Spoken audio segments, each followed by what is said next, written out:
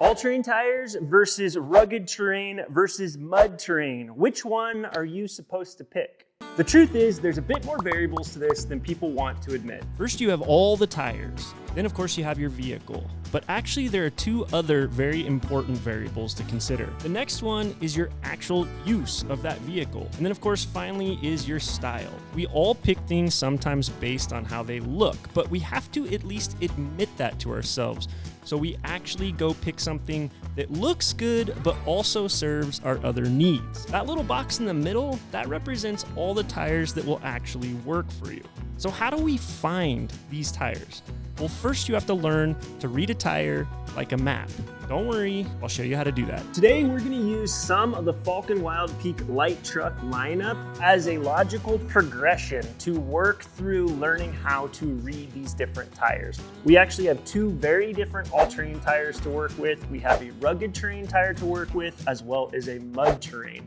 Remember, our whole entire goal is to learn how to read these different tires and figure out, just like we wrote on that chart, where is your sweet spot? Where's that spot in the middle that's gonna have everything that you need? We're gonna start with the least aggressive tire and work our way towards the most aggressive. Okay, so we're gonna kick things off with the Rubitrek AT tire. This is probably Falken's least known AT tire. It kind of used to live in the shadow of the AT3W that was discontinued. It's a very similar build to the AT3W. So if you really liked the AT3W and you're looking for an alternative, this is probably the tire that you should look at. This is also their lesser aggressive AT tire in the light truck category. First thing that we're gonna do is we're gonna look at the shoulders. The shoulders many times will tell the tale of whether this is an aggressive tire or more of a street-focused AT tire. So when you're looking at these shoulder lugs, right away, you will notice that they are individual lugs. They have little supports down on the inside, but that's just for strength, but you can see how shallow that is. This lug is still an independent lug. It doesn't have a huge attachment to the one next to it. That's good. That'll tell you that this is at least made to go handle off-road and will have a certain amount of toughness to be able to work in the mud with these individual gaps here. These individual gaps kind of end up serving as paddles for mud. The mud will fall out of these gaps easier than it falls out of the middle.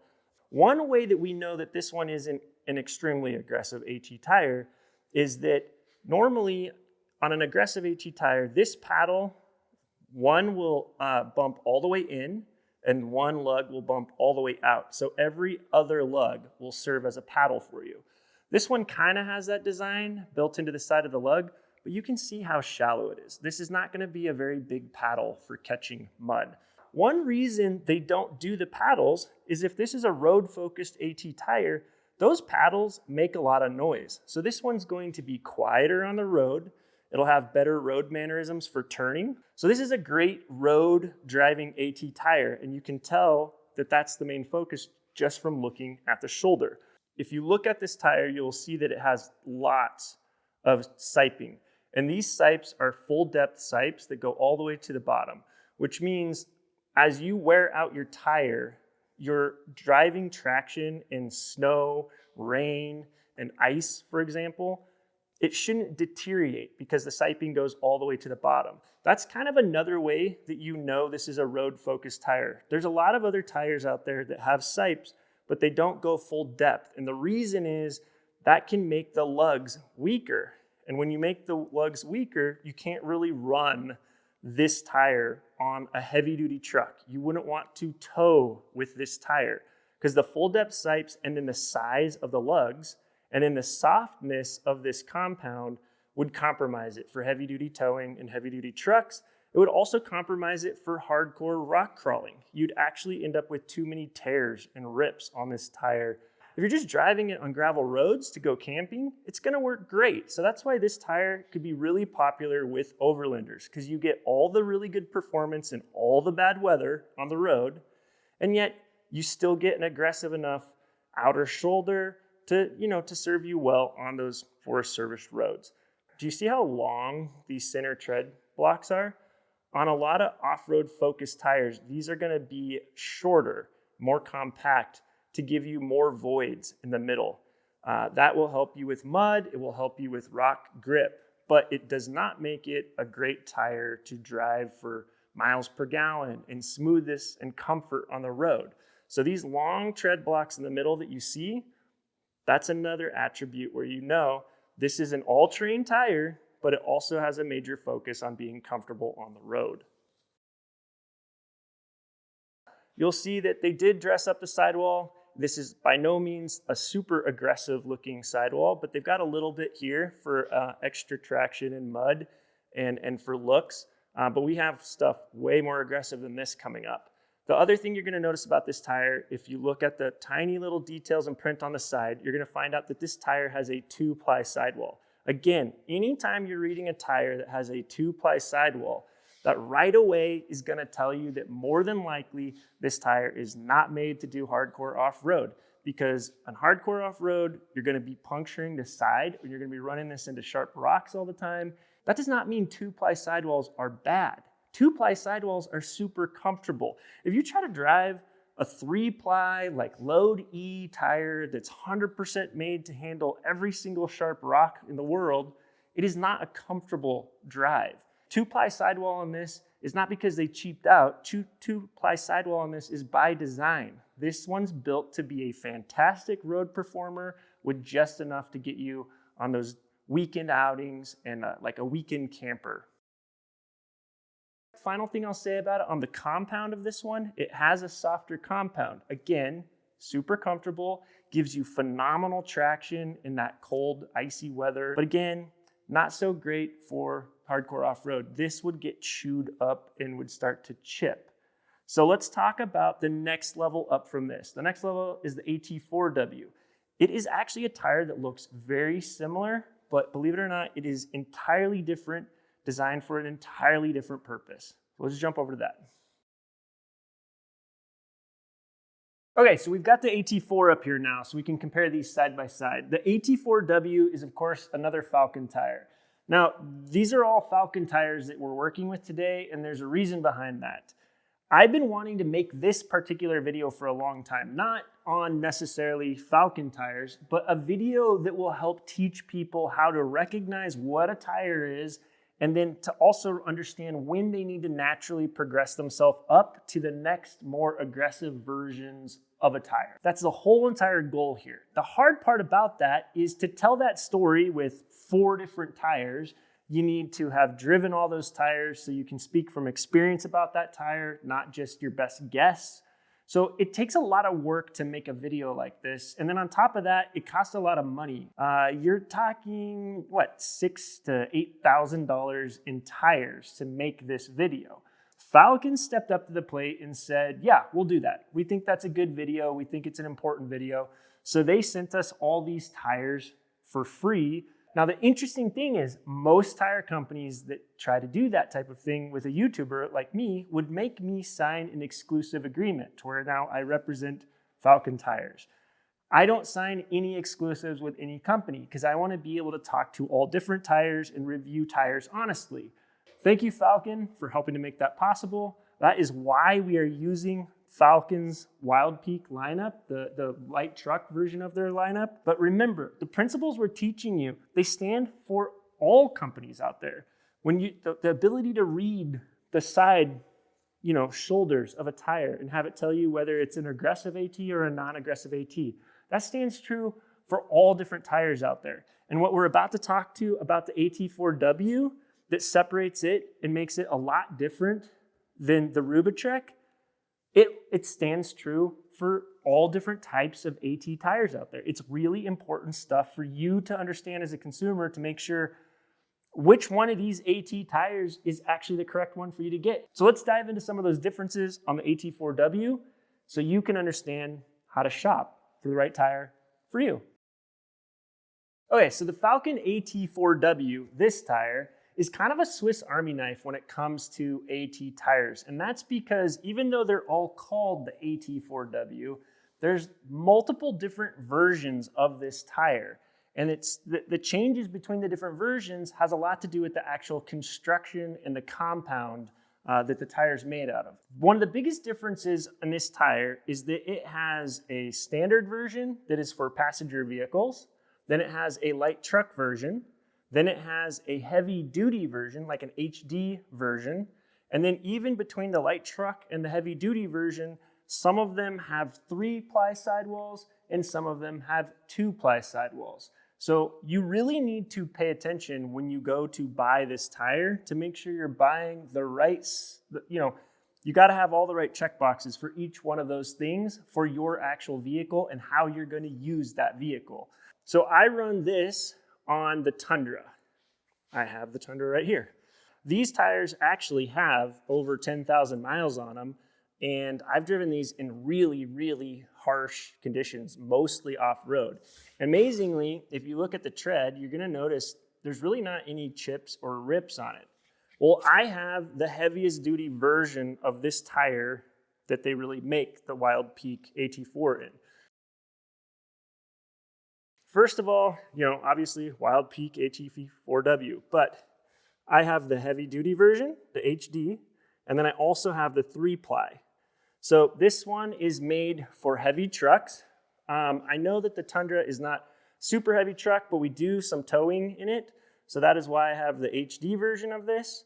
And then I have the 3-ply sidewall because I abused the heck out of these tires. These have been to Moab, they've been to Sand Hollow. We have torn them up on some really crazy trails, and they're doing just fine. So one of the differences that's a huge deal there is obviously construction, 2-ply versus 3-ply. This is about the most uncomfortable version of this tire. I have the thicker sidewall, so it doesn't ride quite as nice on the road. I have a heavy-duty load E rating because I have a big truck. And I have the heavy-duty version, which gives it even thicker construction. So again, you always have to remember the trade-offs. A lot of people think like, well, I have to get the strongest tire on planet Earth. And then they're sticking it on a Gladiator that doesn't weigh very much, that they don't haul anything in, and they don't tow with. And you just go, well, really, you just gave yourself a really uncomfortable version of that tire when you could go with one a lot more comfortable and totally get away with it on that vehicle. The other difference is between the passenger version of this tire and the light truck version, they actually change the compound. The passenger version of this compound is a lot more similar to the compound on the Rubitrek. It's a little bit softer rubber. It has a lot more silica in it, which does really well for snow and wet roads. Whereas this one, the truck version, like the heavy-duty truck version and the light truck version of the tire, this one has a lot higher carbon content. And the reason that you put a lot more carbon in a tire is to give it rip and tear resistance. So when these lugs are going through sharp rocks and doing heavy-duty off-road, you don't have as much ripping and tearing in the lugs. This is a more rigid lug, so it is fundamentally stronger, meaning that's why it does okay when you do towing, right? It doesn't get all bent out of shape and get uneven wear. But the problem with that is it doesn't do quite as well in snow and wet weather, right? With the high carbon content. So one thing that they did with this tire over from the AT3W when they moved to the AT4 is they actually changed the width of the tire. They made the tire wider to increase the patch that you're driving on, increase your contact with the road. So even though it has a little bit less, it doesn't have your 3D canyon sipes, it has these straighter sipes. These are full depth sipes, by the way. But it has a little bit less siping and it has a little bit harder rubber. They tried to offset all of that with giving it a bigger contact patch. And the tests out there that are done by third-party companies say that they were actually correct. Depending on the size of this tire, it generally has like 1 to 2% lower performance in snow or 1 to 3% better performance in snow, just depending on the actual size of the tire and width of the tire that you're ordering compared to its predecessor. So it's basically a wash when it comes to snow performance and wet road performance, but they did give us a lot more reinforced tread that is stronger. That was the problem with the AT3, just like the Rubitrek, it was not really made to tow. The lugs were not rigid enough, they weren't reinforced enough. This thing would just get destroyed on those heavier duty trucks. When you look at the tread, you can tell they tried to go more aggressive and more off-road focused. You can see that the alternating lugs exist. So this one bumps out and serves as a paddle in the mud. This one bumps in, out, and out, right? So this is a more aggressive tread pattern on the side to help you out in the mud. They still concede the middle is just gonna likely fill with a lot of mud like most AT tires do, but they're trying to give you a more aggressive sidewall and shoulder to help compensate in the mud. Speaking of sidewall, this bumps out significantly farther than on the Rubitrek. So a lot of times when people say the Rubitrek doesn't pass the eyeball test and they wanted a more aggressive sidewall, they showed up with the AT4W and kind of gave us a much more aggressive sidewall. What else can we learn from the tread blocks? Well, they're bigger. Again, that's how they reinforce these. The smallest tread block is probably this shape, and you can see how much bigger that is than these ones. That gives you more reinforced tread, helps with the longevity. So this tire has a longer warranty now. I think they added 5,000 additional miles to the warranty over the AT3W.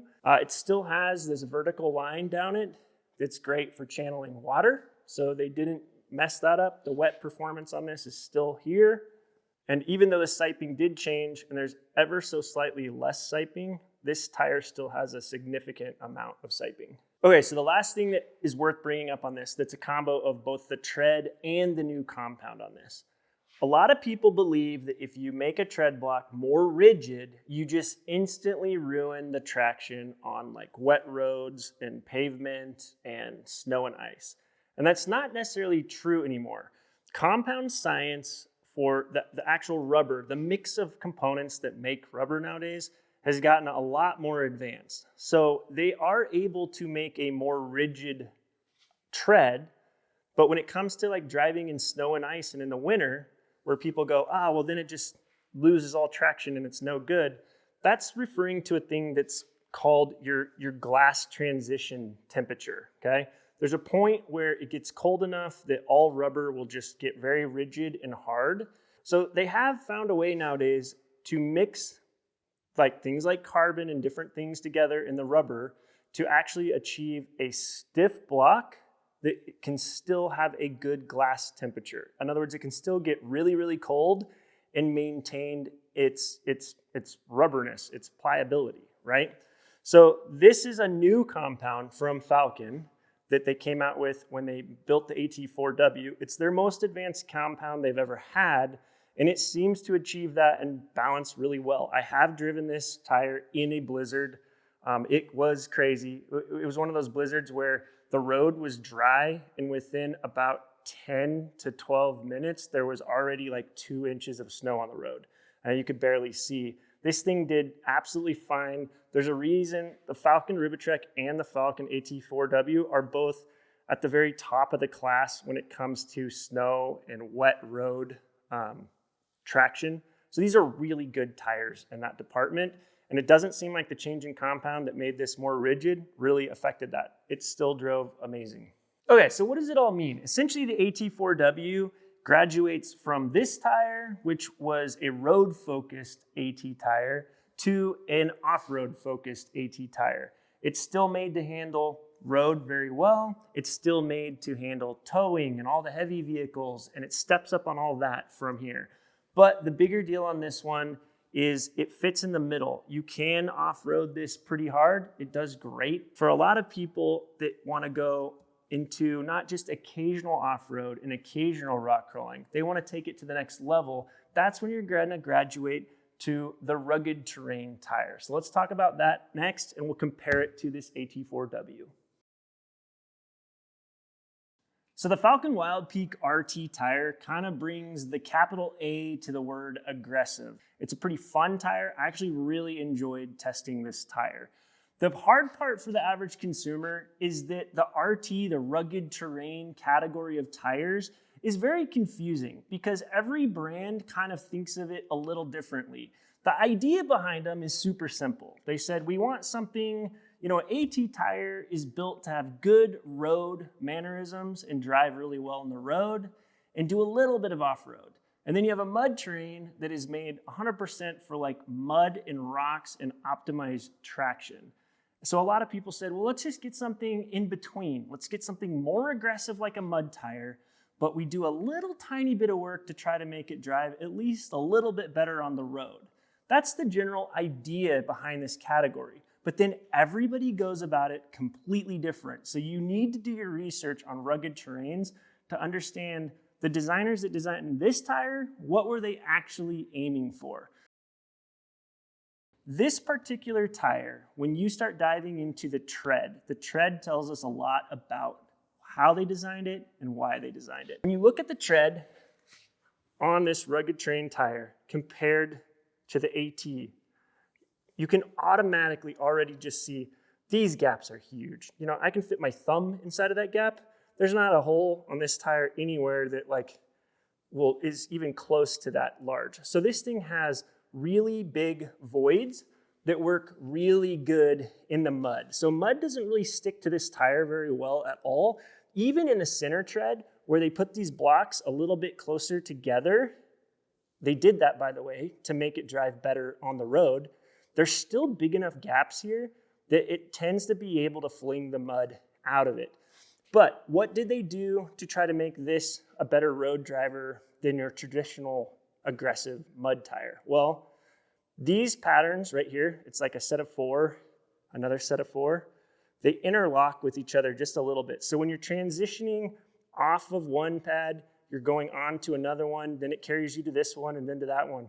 That helps the road mannerisms work a little bit better on this thing.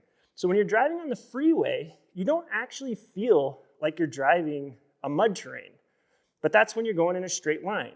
All of a sudden, if you turn really sharp and you end up on these big side lugs with these huge gaps between it, you will instantly be reminded that you are driving a very aggressive tire, and you will feel it.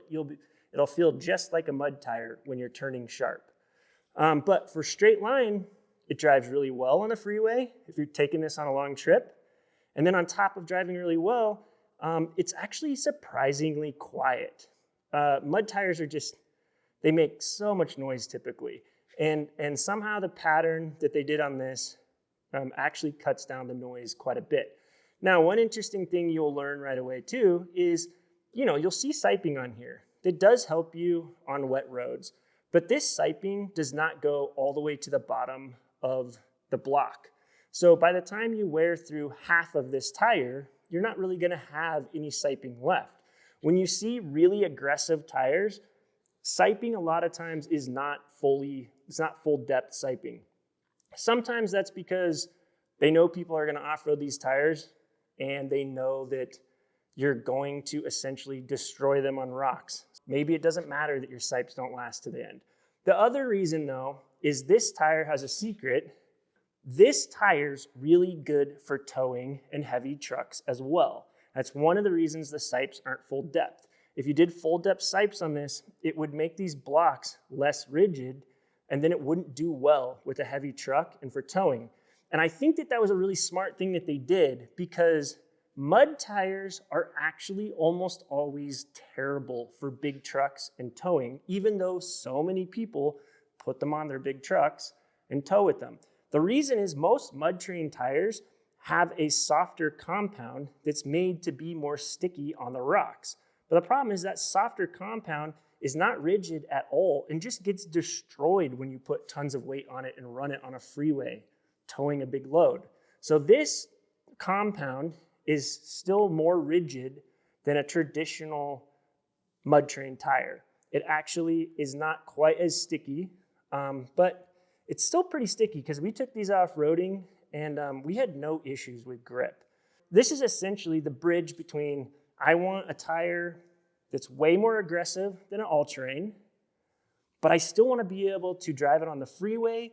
I want it to last a lot of miles. I want to be able to tow with it, but I also want to be able to go party off-road and get up some really crazy stuff. So they gave you this really aggressive pattern on it.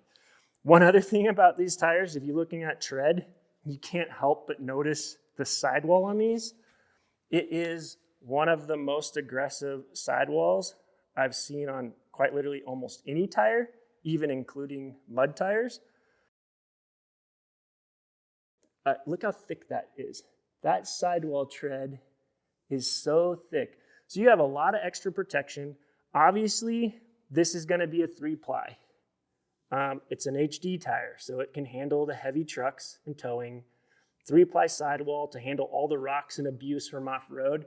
This is a tire where you are now in the category where you can take this hardcore off-roading and rock crawling.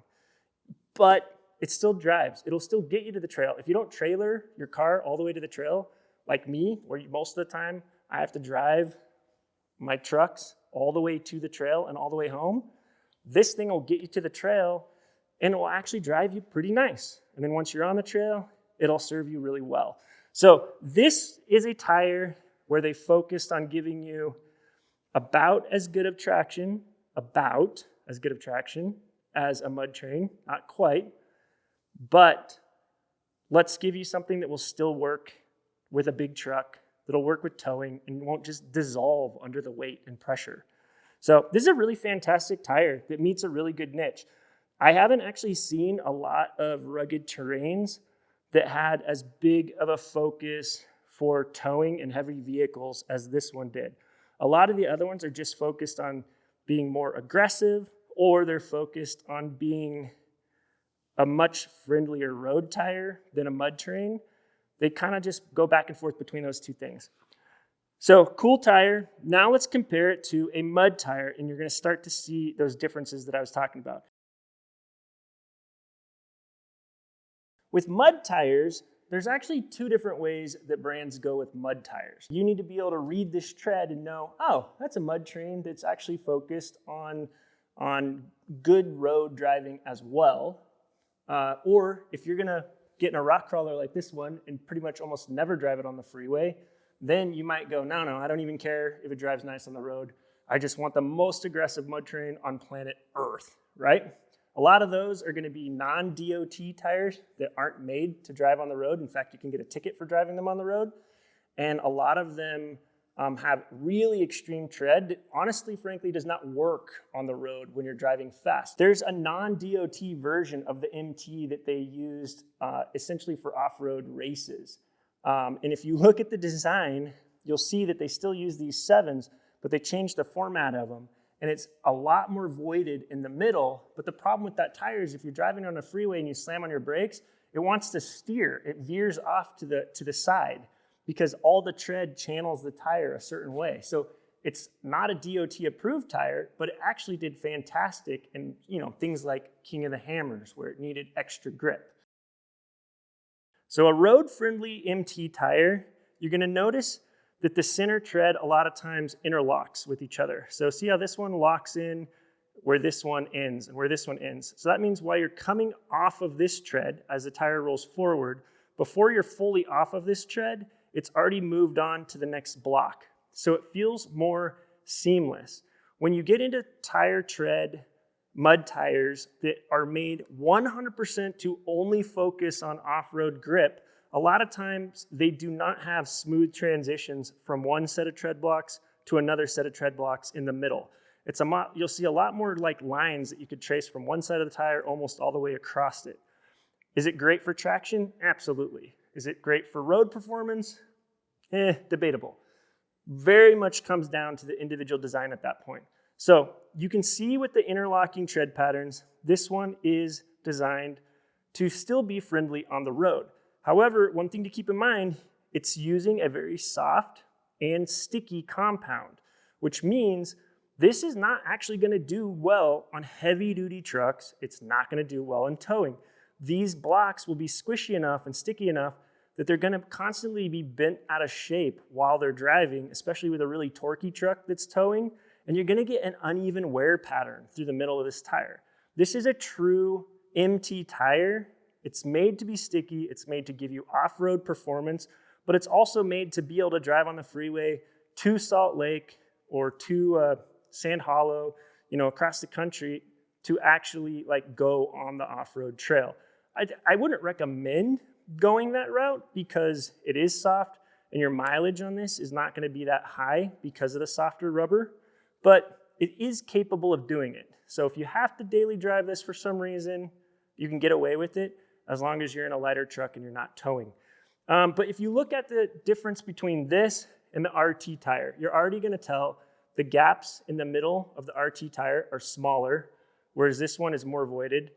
My finger will fit through all these gaps very easily, whereas on here they're a tiny bit tighter. That's what gives this better freeway mannerisms. When you're driving this one, even though it's still a road-focused AT tire here in the middle, you still can tell you're driving an MT tire at all times. It's definitely, all MT tires are loud. You know, some are quieter than others, but they're all loud. The noise level on tires, I think, gets played up a little too much, because no matter what tire you end up putting on your car, when you go from like an AT tire to a mud tire, you're definitely gonna notice it, okay? But the thing is, you get used to it so fast that you just kind of tune it out. So I feel like people that shop only based on how loud a tire is, I feel like sometimes are maybe cheating themselves, and they should focus on other attributes of the tire that maybe matter more. But for some people, maybe noise is the most important thing for you. Anyhow, so with this tire, it's definitely going to be louder than the rugged terrain right here. You'll notice huge gaps on the side. These are for your mud. You've got the alternating lugs. So one serves as a paddle. This is wide enough gaps to toss all the mud out. These little grooves in here that you see in tires a lot of times create bubbles where the mud tries to stick in here. It creates an air bubble so where it doesn't fully stick, and it gives it a peel point, essentially where that mud will start peeling off from that point. You'll see that on a lot of tires. You know, the rugged terrain has it as well, but you can see it doesn't go in as far. This one cuts in a lot farther. These sipes are not going to be full depth sipes. Again, they're nice to have at the beginning of the life of the tire, but if they went all the way down with how soft of a rubber it is, it would destabilize these tread blocks and it wouldn't work for you. You'd have too much ripping and tearing on the trails. So you're not going to have full depth sipes on pretty much any mud tire out there. If you do, I would question whether it's actually supposed to be used for true off-roading. Other than that, mud tire patterns are pretty basic because you want lots of voids. You can tell from the side, this is Falken's tire that's been out the longest without a redesign. So it's not that aggressive of a sidewall. These chunks are pretty big, but the sidewall on the RT tire is much more aggressive. So it wouldn't surprise me if this tire gets a refresh. They have like the MTO1, probably an MTO2 will come someday. I would bet that it's going to get a similar treatment on the sidewall to the RT tire. Sidewall sell a lot of tires right now, but this thing has extremely strong 3-ply construction, so it's got a 3-ply sidewall. You're probably not puncturing this and ripping this already.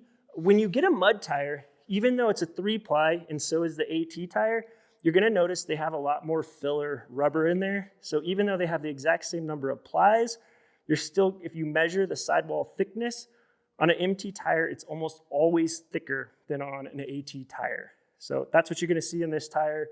I've been running this tire on the Land Cruiser. In fact, I had to pull it off to film it.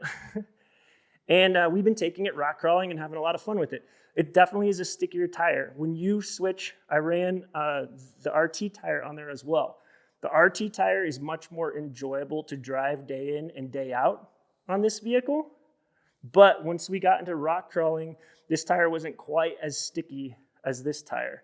Okay, so after that mud terrain tire, I have one other tire to talk to you about. But really quick, to recap, we went from a road-focused AT tire to a more aggressive AT tire that's a bit of a Swiss Army knife, has many options. You need to make sure you pick the right one for your application. Then we went to the rugged terrain category, one of the most confusing categories on the market right now because everybody's kind of doing it differently. So I hope that helps you understand that category more. And then we went to the mud terrain category, which in a weird way might be the most confused of all because so many people just stick mud terrains on their big truck because they want to look aggressive, and they're ending up with a softer rubber that won't last as long. And if they do tow and it's a heavy truck, it's going to warp and it's going to wear unevenly. So let's make sure that people actually are getting mud terrains when they should really have mud terrains. With all of that aside, I'm hoping that helps you understand where you are in your journey and when you should be graduating to the next more aggressive version of a tire. And that kind of brings us to the last tire. The last tire is competition tires, the non-DOT approved ones. Falken actually has one of these. They ran it this year at King of Hammers. They did get one podium with it, and they've been working on development of some more racing and aggressive mud tires. That's that type of tire that I was talking about where it is a mud terrain tire where they put almost zero focus on, drivability on road, and 100% of their focus is on just rock traction. So if you want to check that out, check out Falken Motorsports. They have some updates from the King of Hammers races earlier this year. Those are pretty cool tires.